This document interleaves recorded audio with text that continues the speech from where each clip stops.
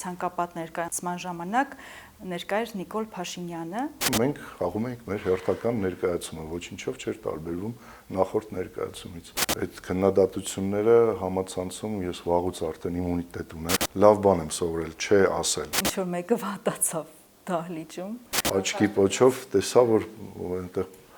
մեկին տանում են, հալո, սկսեց բարձր խոսել, մգոյի ներկայացում եկեք։ Պետք է այդպես նույնիսկ այդպես ճակատին ասես ու ամեն ինչ ընկնում է իր տեղը։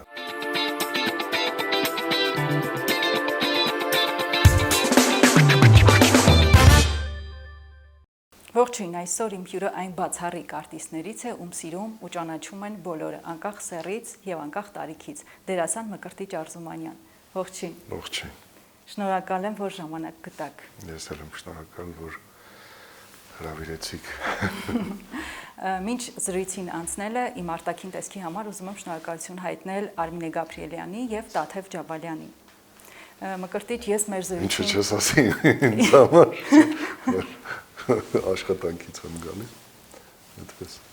Ես շատ երկար պատրաստվել եմ զրույցին, որովհետև դուք իմ ֆավորիտներից եք, միշտ իմ սիրելի դերասաններից եք, բայց ես գիտեի, որ երբ տեսախցիկները միանան, ամեն ինչ ուրիշ սցենարով է գնալու, որովհետև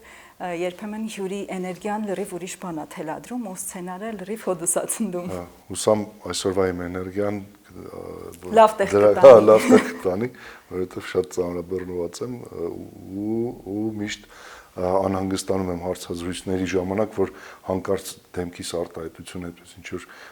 մտածկոտ չլինի, մտազբաղ չլինի, լարված չլինի, այնպես որ ես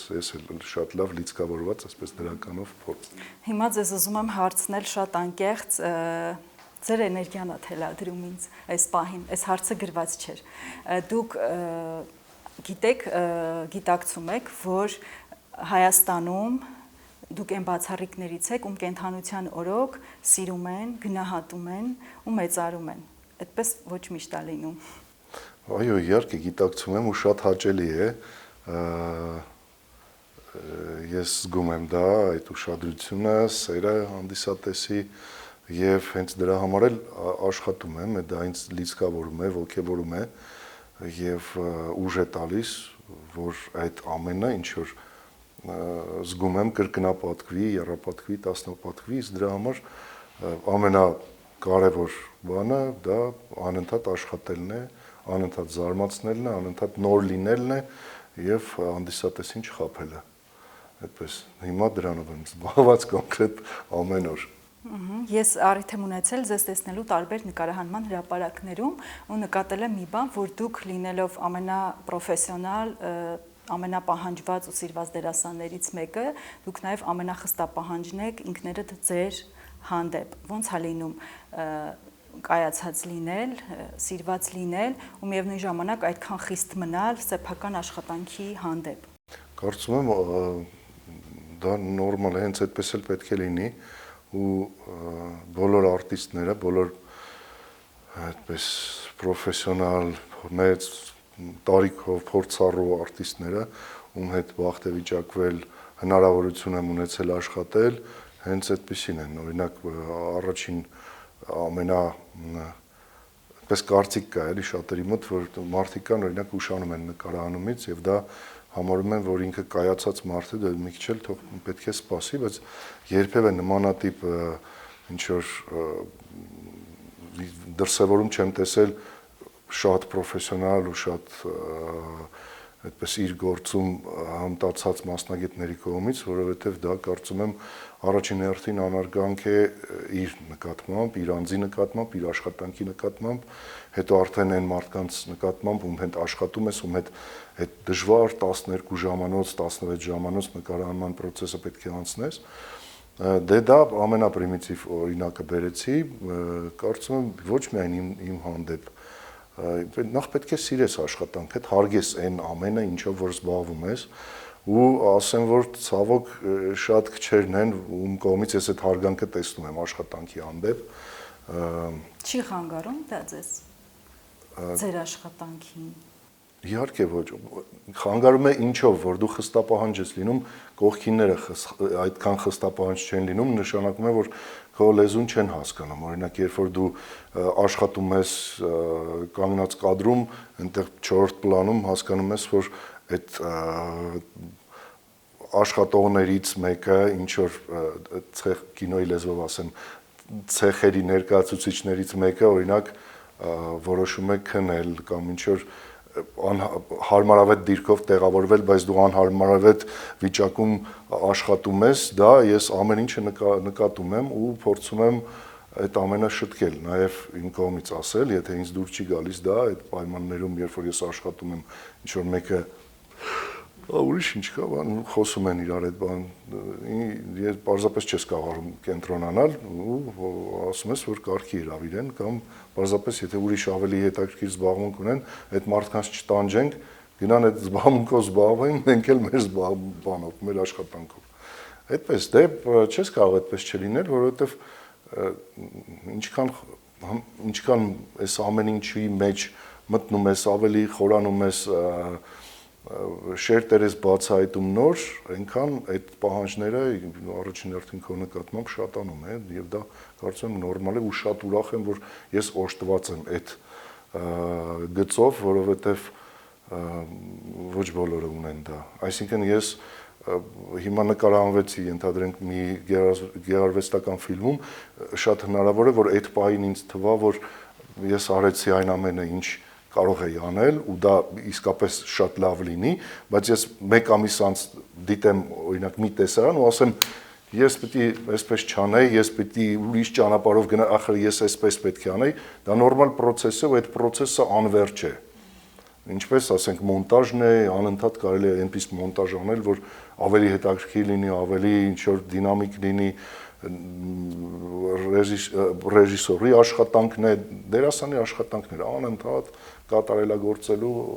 տեղ ունի։ Իսկ լինում է պահեր, որ օրինակ թուլանաք, ասեք լավ, այսօր թող մի քիչ ինչ որ մի բան թերի լինի։ Չէ, դա շատ վատ եմ ես տանում, շատ ծանր եմ տանում, մանավանդ ներկայացումները ինձ համար երբեք չի լինում նույն ներկայացում։ Օրինակ ես եթե խաղամ այնպես ինչպես խաղացել եմ նախորդ ներկայացման ժամանակ, ինձ շատ ծանր եմ տանում դա ու նաև ցանկանում եմ, որ այն մարդիկում հետ, որ ես դա անում եմ, անցնում եմ այդ ճանապարհը նմանատիպ վերաբերմունք ունենան։ Օրինակ մեր հրաշալի ներկայացման բոլորն են, այսպես ասեմ, շատ մեկը մյուսից լավ ներկայացումներում եմ այդպես զբաղված ու շատ լավ մարդկանց հետ եմ անցնում այս դժվար ճանապարհը, չգիտեմ ում առանձնացնեմ, ում չէ, բոլորն էլ տեսնում ես այդ սերը, նվիրվածությունը, երբ որ դու հասկանում ես, որ դուրս ես գալիս ու պաշտպանված ես, քո խաղընկերը այդ էներգիան, ինչ որ դու փոխանցում ես նմանատիպ կերպով վերադարձնում է, պարզապես, չգիտեմ, երևի թե սխալ կլինի ինչ որ առանձնացնել ներկայացումները, որովհետև երկար ժամանակ հղկում ենք, տանջվում ենք ու այդպես բոլորս տրամադրված ենք։ Ես կառանձնացնեմ ձեր փոխարեն։ Այսօր եկել ենք ու պետք է անենք մաքսիմումը, ինչքան էլ հոգնած լինես, ինչքան էլ այդպես շուտ լարված լինես առօրյայից եւ այլն եւ այլն։ Ես գիտեմ, որ դերասանները չեն սիրում առանձնացնել դերերը, նշել իրենց սիրելի դերը, բայց ես ուզում եմ առանձնացնել ձեր դերերից, ձեր թույլտվությամբ գրավիտացիա մոնոներկայացումը, որը շատ խորը ասելիք ունի եւ փոխանցում է հումորի միջոցով։ Ես մի քանի անգամ եմ նայել ներկայացումը, որ նշեցիք, որ ամեն անգամ նույն կերպ չեմ խաղում, երևի դա է պատճառը, որ ես մի քանի անգամ նայել եմ ու հասկացել եմ մի բան, որ երբեմն հումորը շատ ավելի ճիշտ է հարվածում նշանակետին։ Համաձայն եք, թե չէ, ու ինձ հետաքրքիր է ոնց եք կարողանում բեմից նայել մարդկանց ու ասել իրենց սխալների մասին։ Հեշտ է, թե բարդ է տրվում։ Չէ, հեշտ ոչինչ չկա, իսկ գրավիտացիայի դեպքում ինչով գրավիտացիան ինչով է առանձնանում, որ մյուս ներկայացումներում թե դու խաղընկերներիդ հետ այդ ծանր բեռը կիսում ես երկխոսության միջոցով, այստեղ երկխոսությունը արդեն դահլիճի հետ է ու անընդհատ բեմում ես 1 ժամ 30 րոպե, եթե չեմ սխալվում, ու գրավիտացիան շատ բարդ էր այդ առումով, որովհետև անընդհատ դու այդ նյութը, որը որ տարիներ շարունակ իմ մեջ եղել է, ու վերջապես ստեղծվեց հնարավորություն մոնոներկայացման միջոցով դա փոխանցել իմ սիրելի հանդիսատեսին Կարո Բալյանի շնորհիվ, Նարեկ Ավագյանի շնորհիվ դա պարզապես ինձ համար ամենաբարդ ներկայացում էր, կարող եմ ասել, որովհետև ես 2 շաբաթ առաջ մինչև ներկայացումը արդեն մտածում եմ ինչպես պետք է խաղամ, ինչպես պետք է անեմ, որ բավականեցնեմ ուժերս ճիշտ բաշխեմ,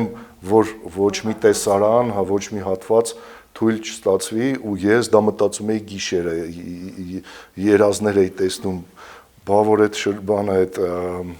շրջան կա, չէ, թատրոնում դա չպտտվի,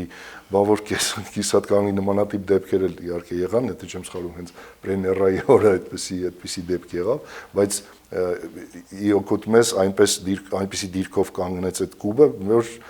շատ ամեն ինչ հասցրեցի անել։ Մի խոսքով, դե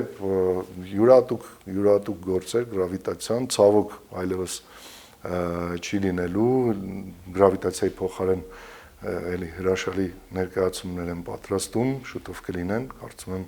աշնանը արդեն կհանձնենք հանդիսատեսին։ Ափսոս, որովհետև այս կադրից դուրս ասեմ, ես որոշել էի գալ իմ սիրելի մարդու հետ ու ինքը նայեր գրավիտացիան, ես նայի իրան, որովհետև իմ համար այդ հաճույք է նայել, այդ մարդը ոնց է նայում, լավ ներկայացում։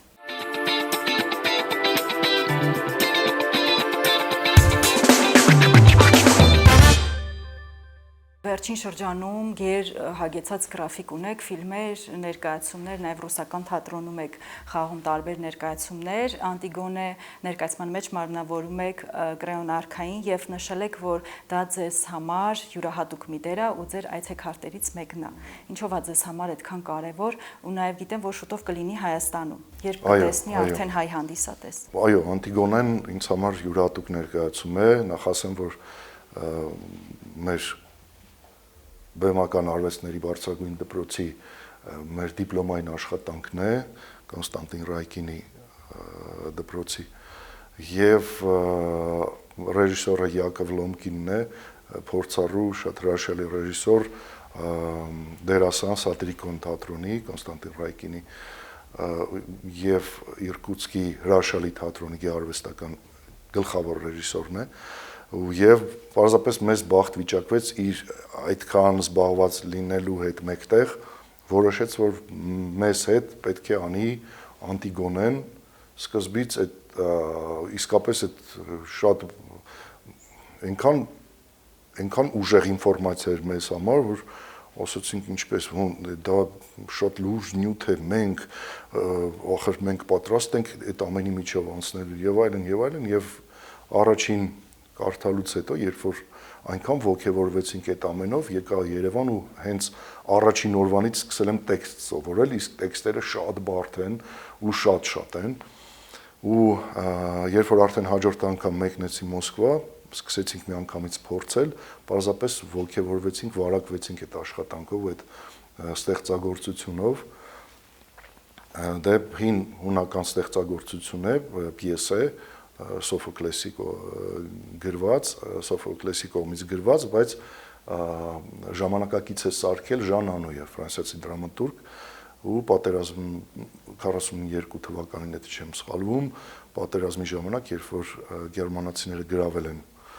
Փարիզը, այդ ժամանակ ինքը ստեղծել է, գրել է այդ գործը Սոֆոկլեսի պիեսի հիման վրա, եւ մինչ օրս խաղում են ու համարվում է բարդագույն նախ պիեսներից եւ բարդագույն կերպարներից համարվում է Կրեոնը։ Կրեոնը համարվում է համաշխարհային դրամատուրգիայի ամենաբարդագույն խաղացվող կերպարը։ Եվ այդ ծանր բեռը այդ պատասխանատվությունը հանձնեցին ինձ։ Չգիտեմ ինչպես ասեմ, ինչպես բացատրեմ, թե ինչ հաճելի է այդ ամեն ներկայացումը, ինչ ծանր, բարդ ու հաճելի աշխատանք էր ու երբ որ 3 ռեժիսորներ նստած իրենց նկատողություններն են գրում եւ հենց ներկայացումը ավարտվում է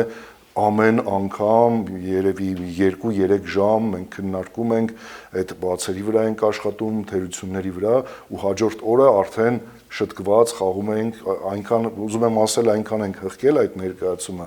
ու դիտել են ներկայացումը Մոսկվայում շատ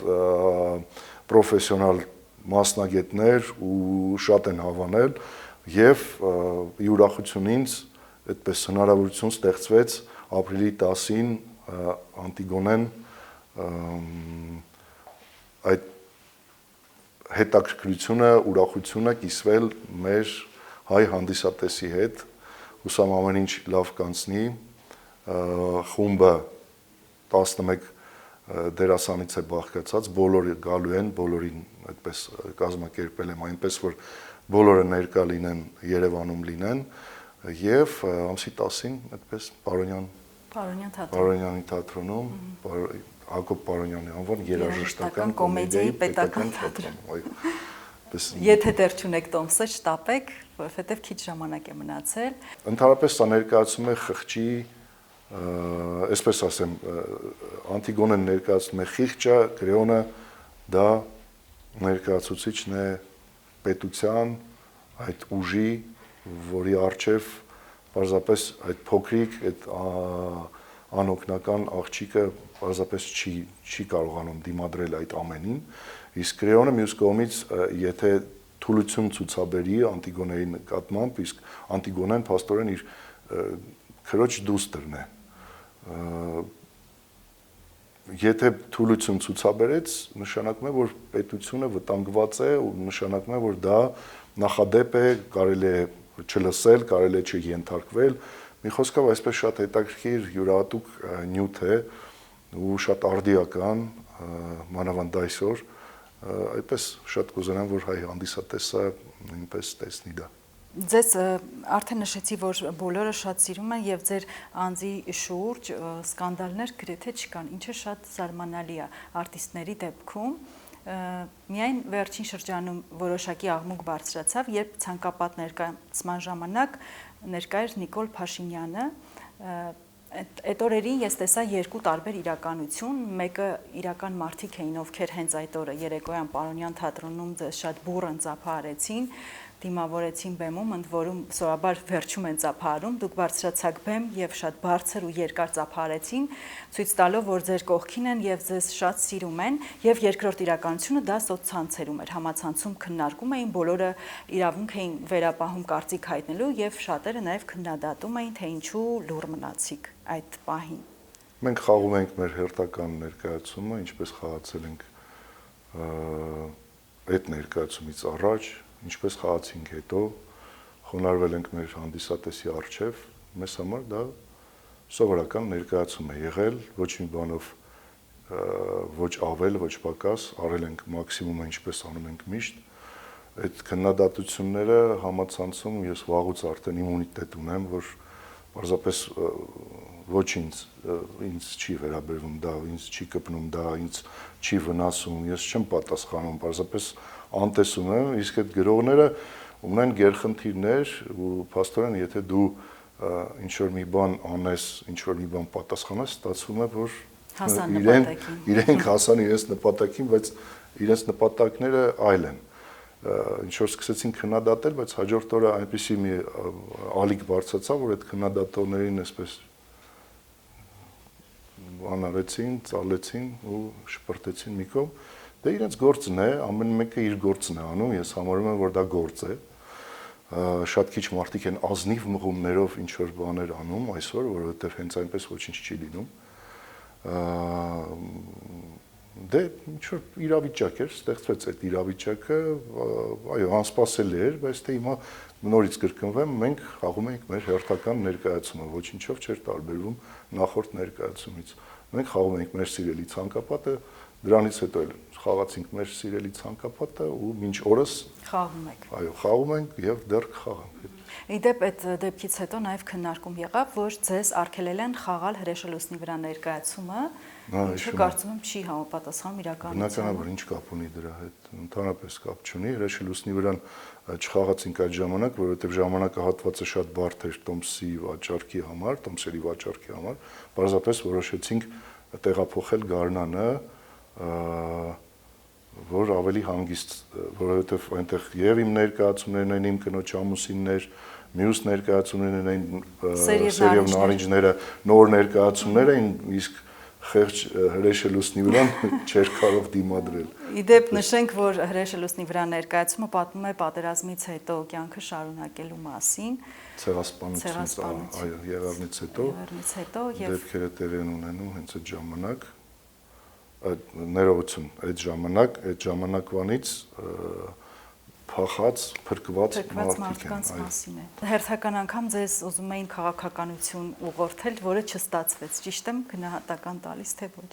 Պարզապես չի ստացվի ներքաշել, եթե ներքաշվես, ուրեմն ցանկություն կա ներքաշվելու ու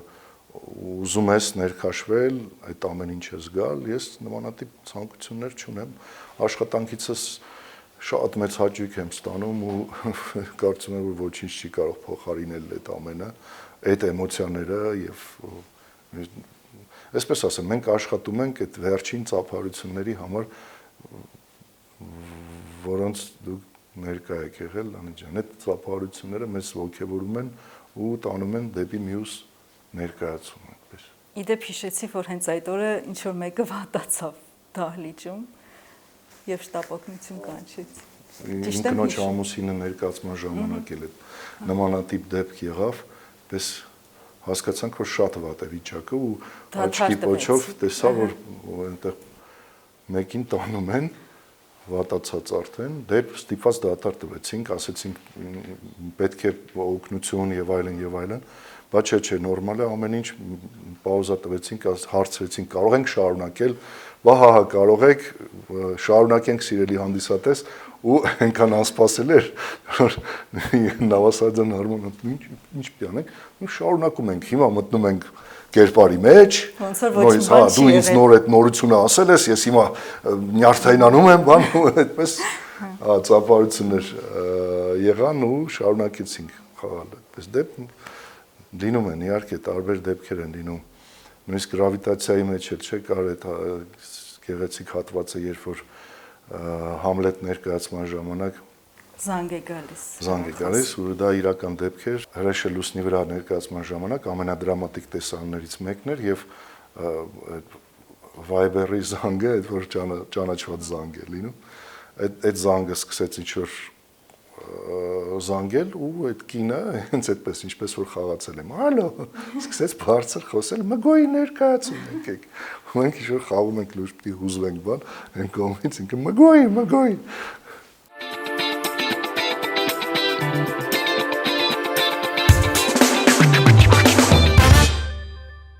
Ձեզ արդեն շատ նշեցի, որ շատ են սիրում, բայց ելի պիտի ասեմ, որ ինձ թվում է ձեզ շատերը կնախանձեն, որովհետև միշտ տենց գլխավոր դերեր եք խաղում, լավ ռեժիսորների հետ եք աշխատում, լավ ներկայացումներում, լավ ֆիլմերում եք նկարահանվում, բայց վստահ եմ, որ ինչպես յուրաքանչյուր արտիստի կյանքում, ձեր կյանքում էլ եղել են դժվար փուլեր, որոնք դժվարությամբ եք գուցե մի կերպ եք հաղթահարել կամ ինչ-որ ցավոտ մերժումներ, կուզեմ դրանց մասին նաև խոսենք, որովհետև ամեն մեկի կյանքում լինում է ամենաբարդ իրավիճակը, որ թվում է թե սրանից դժվար կարողանամ դուրս գալ։ Դժվար իրավիճակներից ասեմ, գուցե կարիերայի սկզբում էր, չգիտեմ, գուցե հետո։ Դե երբ որ երբեք չես կարող ասել, որ լիարժեք տիրապետում ես այս աշխատանքին, գիտես ինչ է պետք անել, որովհետև յուրաքանչյուր, օրինակ, նոր կերպարները ստեղծելիս շատ եմ առանձնանում, մի քանի անգամ նկարահանում եմ, չեմ հավանում, փորձում եմ անընդհատ այդ ճանապարհով անցնում եմ 3 օր, 4 օր, 1 շաբաթ չեմ գտնում, փնտրում եմ, չի գալիս, հիշում եմ, որ սա արել եմ, պետք չի սա անել, որովհետև նախկինում ինչ-որ միտեղ մի ֆիլմերից մեկի ժամանակ սա կկրկնվի, նորից ջնջում եմ ամեն ինչ, սկսում եմ նորից, բայց վերջում ինչ-որ ծիլ է տալիս ինչ-որ մի բան ու հասկանում եմ, որ ահա սա ոնց որ թե նոր է, նոր բան է ու սկսում եմ այդ ամենը ջրել, կառուցել, այդպես կպցնել իրար, ստանալ ինչ-որ մի պատկեր, որը որ հետո էլ ավելի շունչ է առնում, կյանքով է լցվում։ Տեսեք, դուք հիմա խոսում եք մեր զրույցի սկզբում, որ ես նշեցի, դուք ձեր աշխատանքի հանդեպ խստապահանջ եք, դուք դա խիստ ձևով անում եք ձեր աշխատանքը, բայց ես ուզում եմ այն բարդ պահերից, օրինակ, երբևէ ձեզ մերժել են որևէ դեր, չգիտեմ, կամ ինչ-որ դժվար իրավիճակ, որ ցանկացած մարդ հաղթարում է, թե միշտ այդպես հարթ է եղել ամեն ինչ։ Չէ, հարթ չէ, ինչ որ ասում եմ, ինչի մասին ասում եմ, հարթ չի կարող լինել, որովհետև դու անցնում ես ամեն անգամ առողջությունդ կյանքդ վտանգելով այս կետից գնում ես դեպի վերջնակետ, ներկայացման ավարտ։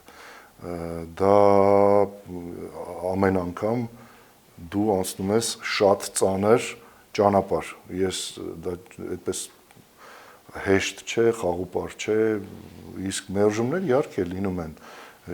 են դերեր, երբ որ օրինակ մի քանի դերասանի են փորձում եւ ինչ-ինչ պատճառներով, ես գիտեմ ինչ-ինչ պատճառներով ընտրում են մյուս դերասանին։ Հիմա չեմ ասում բարձրաձայն ինչ պատճառներով, բայց ոչ տաղանդի ավելի, այսպես ասեմ, չեն հարմարվում երևի թե այդպես պայմաններին եւ այլն, դե հիմա ընտրում են մյուսին։ Okay, շատ լավ է։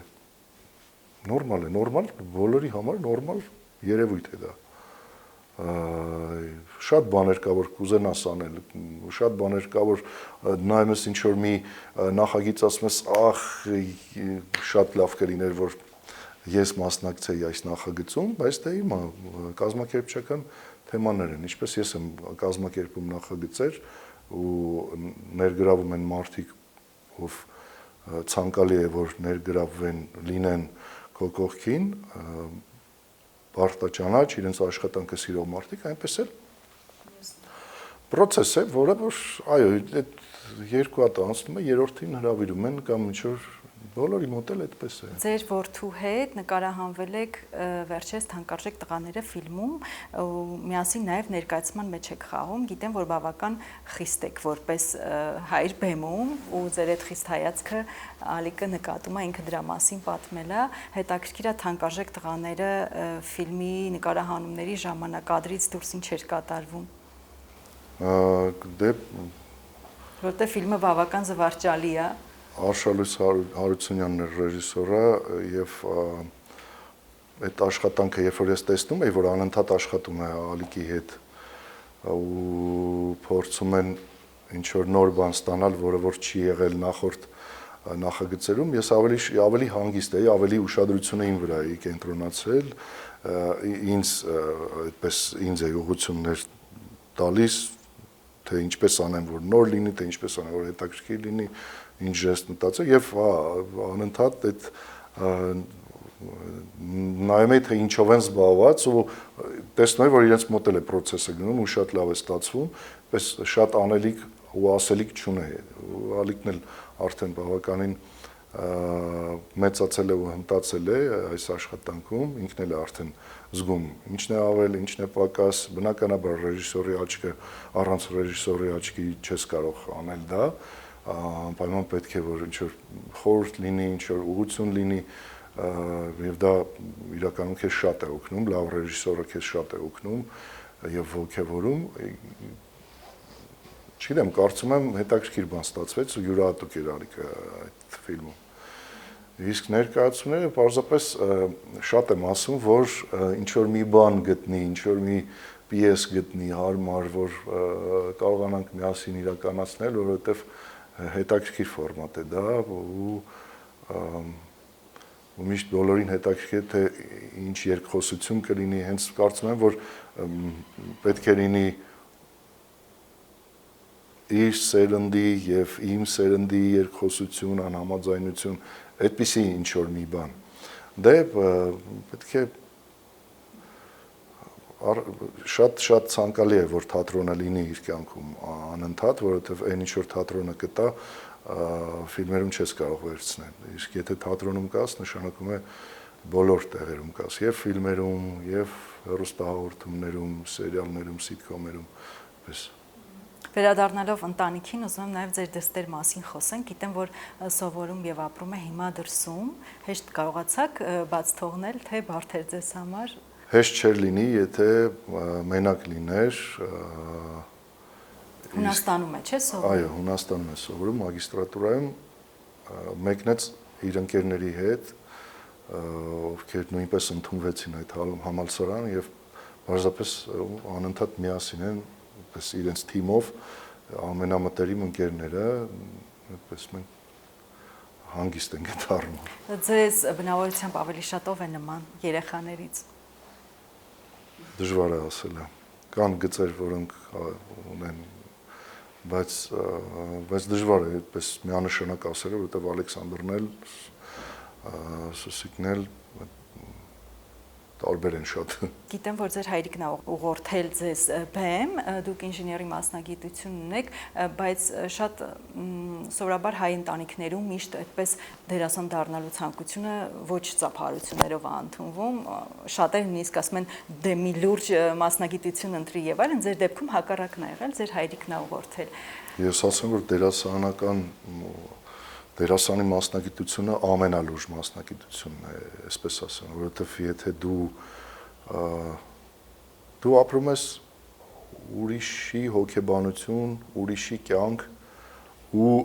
այնքան ուժեղ ու խելացի պետք է լինես, որ վերադառնաս ու միանաս քո իրականությանը, որտեղ կա նմանատիպ որտեղ օրինակ նմանատիպ էմոցիաներ կան, երբ որ մի աշխատանքում ինչ օրինակ կարող ենք բերել, որ այդ էմոցիան կարող է փոխանցել դերասանը հանդիսատեսին ու հանդիսատեսը այդ վերցնի այդ լույսը ու տանի իր հետ տուն։ Կարծում եմ չկա, դրա համար սրանից որտեղ կարող են այդպես ուզել, ինչպես թատրոնում, ֆիլմում։ Դրա համար կարծում եմ, որ ամենալուրջ մասնագիտությունն է ինձ համար, լուրջ ասելով, որ այս լուրջ դեմքով են այդ ամեն ինչը անում, կամ դրա մասին չէ, աշխատանքը այստեղ շատ բարդ է ու կարծում եմ այնքան հմուտ ու այնքան զգույշ պետք է դա անել, որովհետև գործ ունես եւ երեխաների եւ պարզապես հանդիսատեսի հետ, ով քեզնից սպասում է, քեզ վստահում է ու ուզում է ինչ-որ մի բան, մի դրական բան քեզնից վերցնել։ Այդ ժամանակ, երբ որ հայրս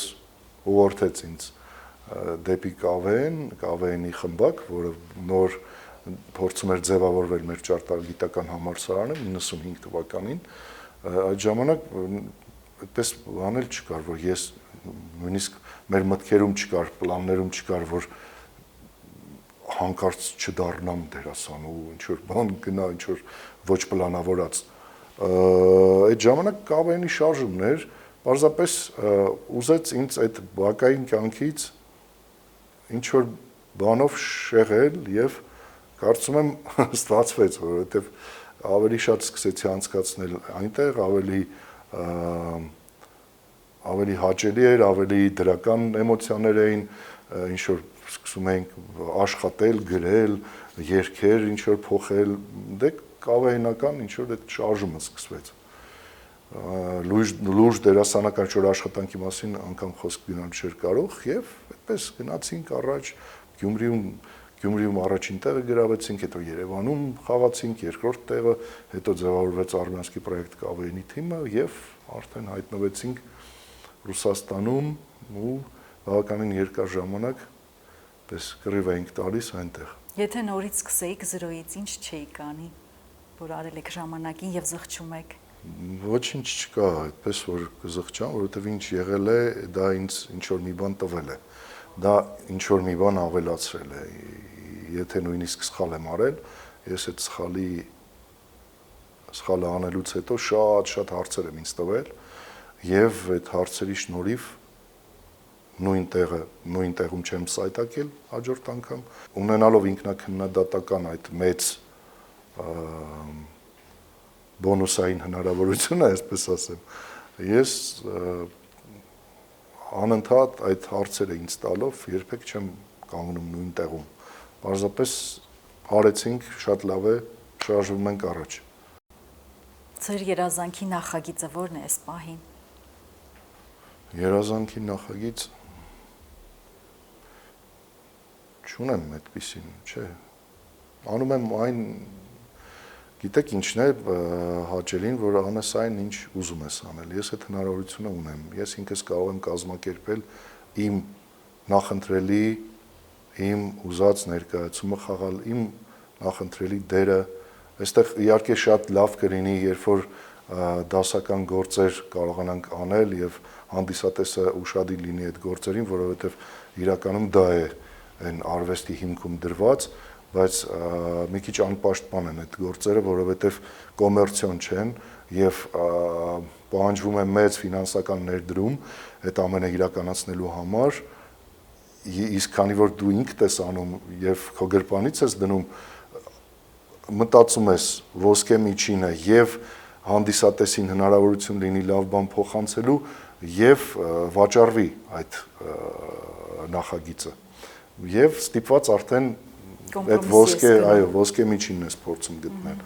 բայց ռեպերտուարային թատրոնները այդ հնարավորությունները ունեն ու կան թատրոններ, որոնք անում են եւ շատ լավ են անում։ Պարզապես պետք է ուշադիր լինել, գնալ, տեսնել, որովհետեւ առհասարակ դերասանը ամեն ինչ անում է,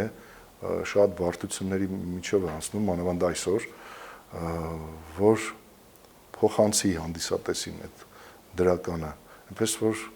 շատ կուզենամ, որ մի քիչ ավելի ուշադիր լինեն մեր արածներին, որովհետև հենց այնպես ոչինչ չեմ անում ես, պարզապես շատ երկար եմ մտածում հաջորդ քայլը, ինչ պետք է լինի, ինչ ոճի լինի, որ նմանատիպ չլինի, նման չլինի նախորդին, այնպես որ երկար պրոցեսներ են տեղի ունենում եւ բնականաբար նոր խոսքը, նոր նախագիծը հետաքրքիր կլինի տեսնել։ Դուք հեշտությամբ եք մարդկանց դեմքին նայելով ասում իրանց սխալների մասին, ինչպես օրինակ գրավիտացիոն ներկայացման ժամանակ, որտեղ մատնանշում եք մեր բոլոր սխալները, բաց թողումները, թե նախընտրում եք լռել, օրինակ, չնեղացնել մարդուն։ Չէ, հեշտությամբ չեմ ասում, հաճախ լռում եմ, բայց լավ բան եմ սովորել, չէ ասել, այդ ամենակարևոր էս վերջին տարիների իմ նվաճումներից մեկն է, ես պարզապես ամաչում էի չէ ասել, եւ ինձ վնասելով ես գնում էի, ինչ որ միտեղ չէի ուզում գնալ, ստիպված գնում էի, որ չնեղանան ինձնից, բայց հիմա հաճույքով եմ չէ ասում, չեք պատկերացնի, այդ ինչ հաճելի է, չէ բառը, որ չէ, ուրեմն չէ, ինձ հարմար չէ։ Իսկ բացասական այդ ամենը չէ, չեմ սիրում ասել ու մեծ հույսեր ունեմ, որ դիմացինս կհասկանա, շատ հազվադեպ է լինում, որ հասկանում են, բայց միևնույն է գալիս եմ այն մտքին, որ պետք է ասես, պետք է այդպես նույնիսկ այդպես ճակատին ասես ու ամեն ինչ ընկնում է իր տեղը, չգիտես ինչու։ Դու հույս ես դնում դիմացինի հասկանալու վրա, այդպես գտածակի վրա, այսպես ասեմ, բայց հասկանում ես, որ փորձը ցույց է տալիս, որ չէ, պետք է այդպես կոպիտ ասես, եւ հենց կոպիտ ես ասում, բոլորը սկսում են ուշադիր լինել, բոլորը արդեն այլ կերպ են վերաբերվում, վայ, հանկարծ էլ նորից քեզնից այդ բառերը չլսեն, բայց թե ես այդպես համբերատար կարող է լինեմ, բայց 1 2 3 համբերության բաժակը որեցվի, բաժակ չէ, համբերության կարասը, որ պայթում է ինձ մոտ, դա արդեն շատ վատ է, որովհետև խորհուրդ եմ տալիս դրան չհասցնեն, ինչ ասեմ։ Բայց հետո ես ինձ իհարկե շատ մեղավոր եմ զգում, որ այդպես կարող է շատ բուռն էմոցիոնալ արձագանք տամ, բայց աշխատանքի մեջ այլ կերպ չես կարող։ Եվ հետո չեն սիրում ճիշտ խոսող մարդկանց, չէ՞։ Երբ են սիրել ճիշտ խոսող մարդկանց։ Իսկ դուք ինչ տիպի մարդկանց հետ ընդհանրապես չեք շփվի։ Անպարտաճանաչ, գլուխ գովան,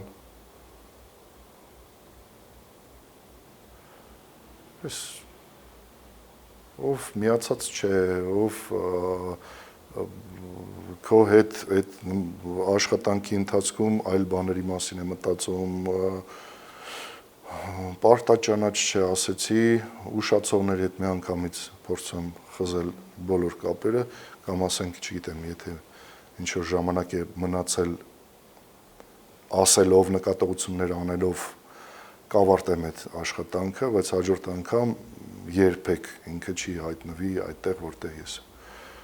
ու կան նմանատիպ մարդիկ, ու կան նմանատիպ ցուցակ, այսպես ասեմ, որ այդ մարդիկ մերժվածների ցուցակ։ Մերժվածները իրենք են իրենց մերժում,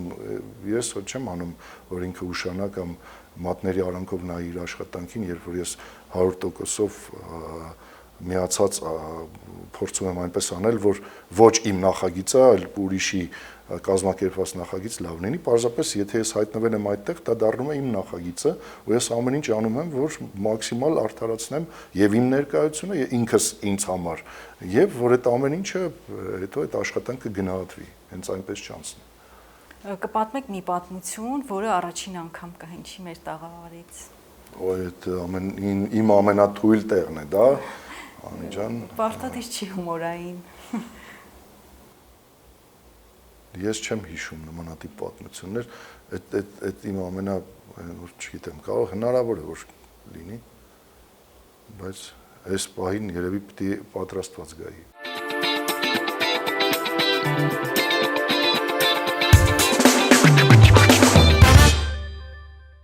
Ինչպես անենք, որ Հայաստանում մարդուն դեռ կենդանության օրոք գնահատեն։ Վերջերս կյանքից հեռացավ մեր լավագույն բժիշկներից մեկը, Արտավազ Սահակյանը, ու շատերի կարծիքով ինքը ըստ արժանին գնահատված չէր զգում իրեն, ինչի հետ ես համաձայն եմ։ Ոնց ձևավորենք այդ մշակույթը մեզանում։ Դե հնարավոր չէ կարծում եմ, դա մի քիչ այդ ձևականությունը քանի որ կա ու կարծում եմ բոլոր ազգերներ ունեն, բայց ազգեր կան, օրինակ մի քիչ շատ է ավելի այդ ձևական այդ ցուցադրական բաները մարդը կարող է իր կողքին ապրի հիմա այսօր կարծում հանճարեղ մարդիկ են այս հետ ապրում բայց էլի գնահատված չեն հիմա չթվարկեմ ովքեր են բայց մարդիկ ովքեր ստեղծել են այդ ֆոնդը որ մենք կարող ենք հպարտանալ որ այո մենք էլ ենք ներկայացուցիչ այդ ուղղության, հայկական ուղղության, բայց էլի նորից գնահատված չեն, դա կարծում եմ անիմաստ բան է, մարդը կա, չեն գնահատում կամ ինչ-որ, լավ, կա, դե հիմա լավ, ապրի քեզ համար, հենց մանում է սկսում են ինչ-որ ցիտատներ անել, գրել, տխուր երաժշտություններ դնել, ու ինչ վատ էր, որ ինչ լավ էր որ դու կայիր, բայց կար այդ մարդը ոչ ոք, ոչ ինքը պետք չէր ոչ ոքի։ Բայց եթե մեր հանճարեղ բժշկի մասին ենք խոսում, Արտավազ Սահակյանի, իմ ընկերոջ հայրն է, շատ մտերիմ ենք եղել իր հետ էլ, բազմիցս դիմել եմ ու շատ մեծ օգնություն են ցուցաբերել եւ Արամը եւ Արտավազ Բագրատիչը, կարծում եմ իրեն շատ էին սիրում ու շատ էին գնահատում։ Այդ ուրիշ բան է, որ ես ինքս իմ մեջ հասկանում եմ, որ կարող են ինձ ավել, բայց ես գնահատված չեմ, դա այլ է, ես չգիտեմ իր մոտ ինչպես է եղել, օրինակ դուք ասում եք, ես չգիտեմ իր մոտ ինչպես է եղել, բայց ինքը հրաշալի մասնագետ, հրաշալի մարդ ու շատ լավ ընկերներ ունեցող, շրջապատ ունեցող մարդ է եղել։ Ու կա, կարծում եմ ինքը ումա կա ու պես ուղղորդում է։ Վերջում խոսենք նոր նախագծերից, վերջերս ավարտեցիք նկարահանումները նոր տարվա կինո ֆիլմի Ելենա Արշակյանի եւ եթե կանելի նոր նախագծեր, դրանց մասին կուզեք խոսել, խնդրեմ։ Նոր տարվա կինոն հրաշալի նախագիծ է, առաջինում այդպես փոքրիկ դրվագ կար Գյումրու հետ կապված Հովսեփ Պապն էր, իմ կերպարը ֆայթոնչի Հովսեփ Պապը, այդպես փոքրիկ շատ համով, շատ լավ, այդպես դրական կերպար ստացվեց եւ